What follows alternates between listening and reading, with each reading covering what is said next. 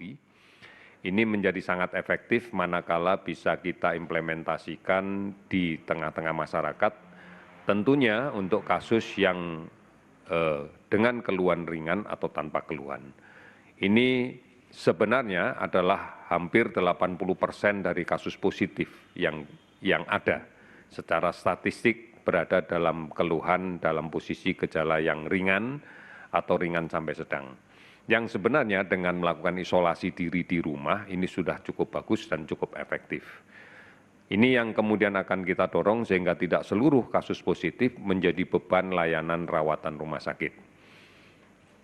Yang berada di rumah sakit adalah yang kita pastikan tidak mungkin melakukan isolasi diri di rumah, atau kita yakini bahwa memang membutuhkan layanan monitoring yang lebih intensif dari tim kesehatan.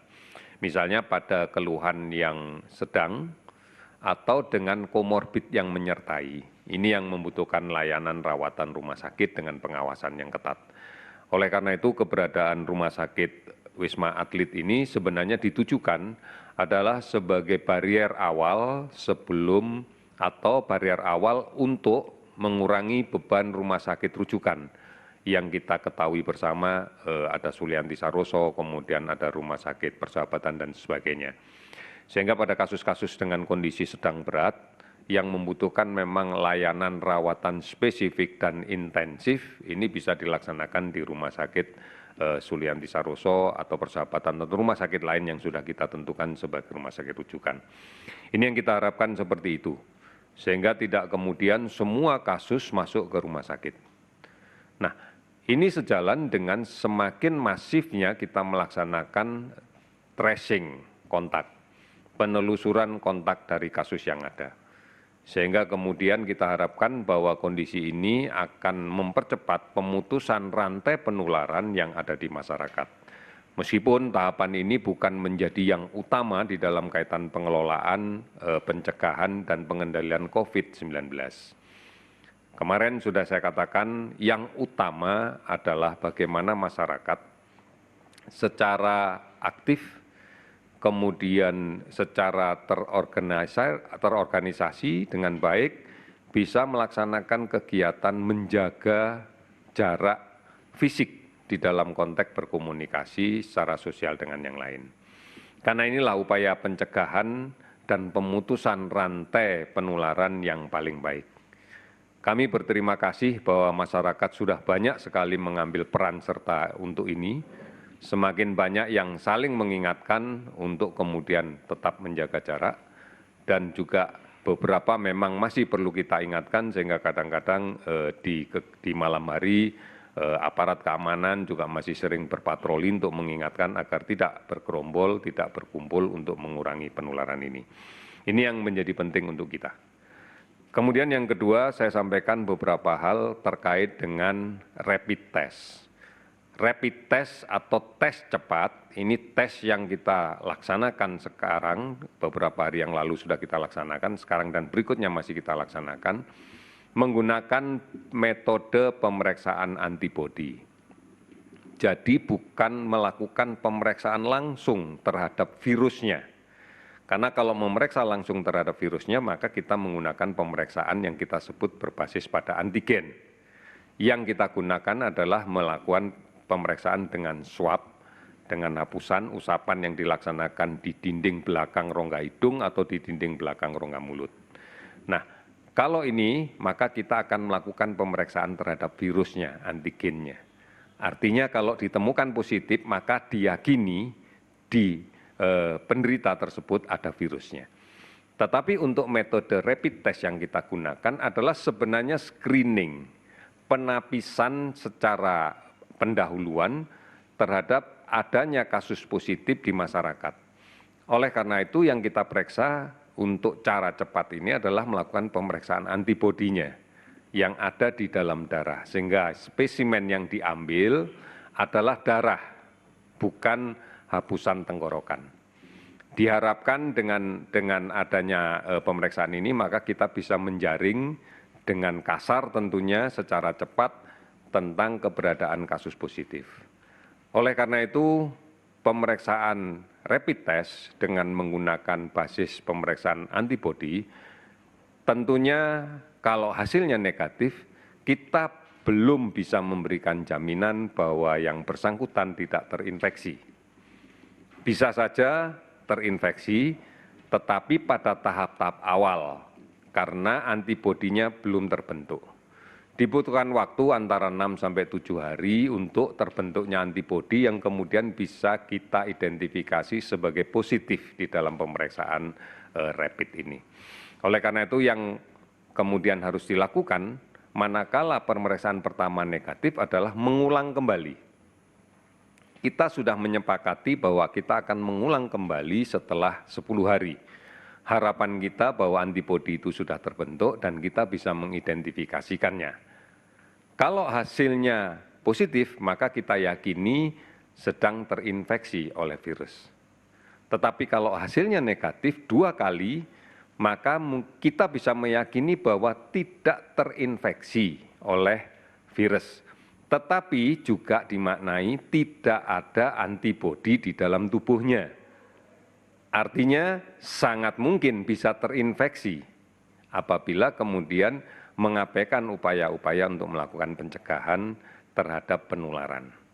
Tetapi yang hasilnya positif tentunya akan kita tindak lanjuti dengan pemeriksaan antigennya melalui pemeriksaan swab dan kemudian kita akan mencoba menggunakan PCR untuk melihat ini.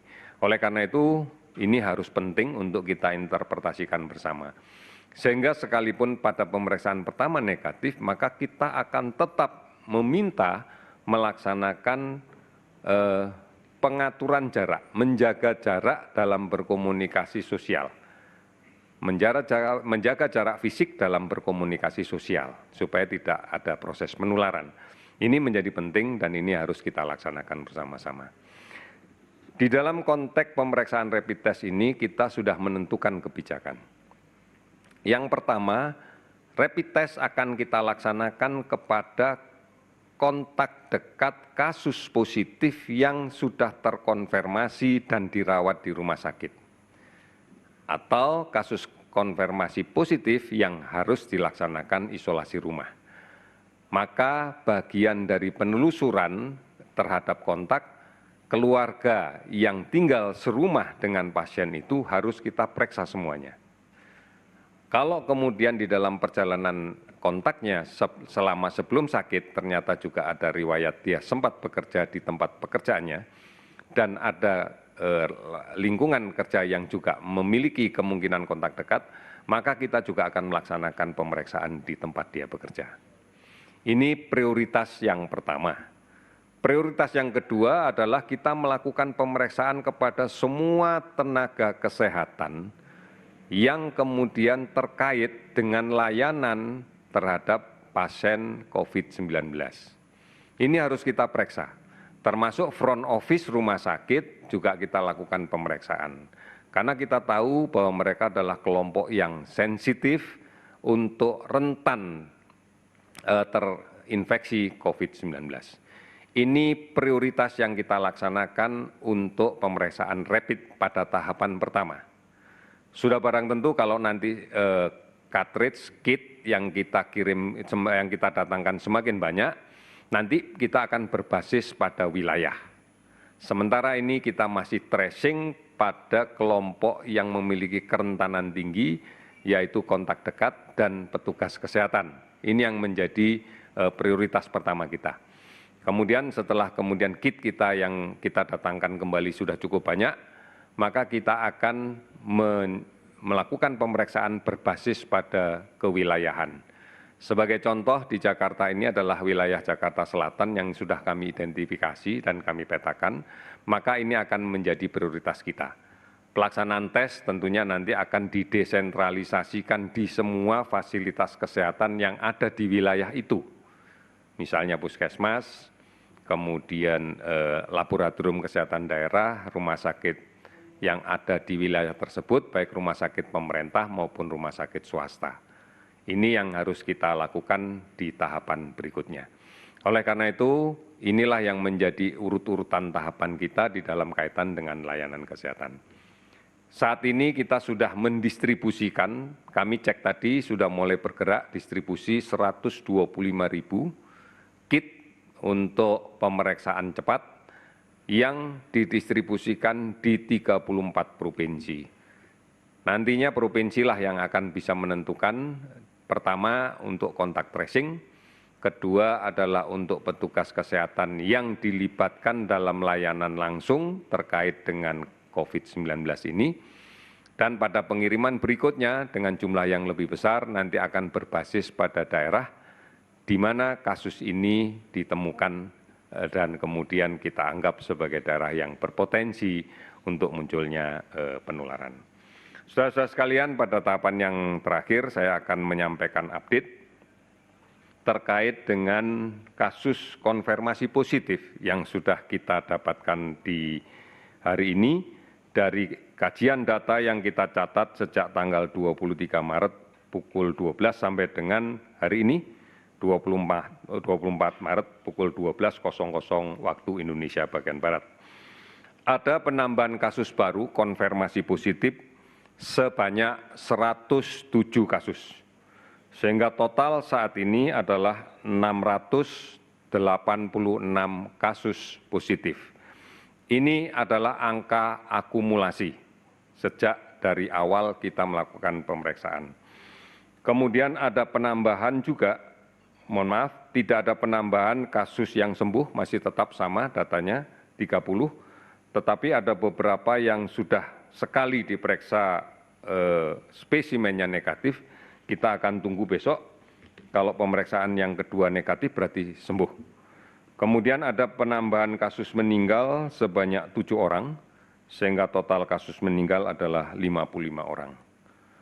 Sehingga update pada posisi 24 Maret 2020 pada pukul 12.00 sebagai berikut, kasus kumulatif positif sebanyak 686,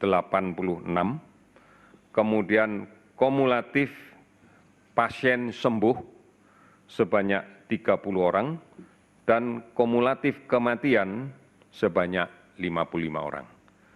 Demikian informasi yang saya sampaikan untuk hari ini. Kita akan selalu mengupdate dan yakinlah bahwa pemerintah bekerja dengan keras dan siapapun yang sedang melaksanakan isolasi diri atau masyarakat yang membutuhkan informasi, silakan ada hotline di 119 extension 9 dan di beberapa layanan online yang ada di Indonesia yang terkait dengan COVID-19. Mudah-mudahan ini bisa menjadi informasi yang membantu kita sekalian. Terima kasih, selamat sore.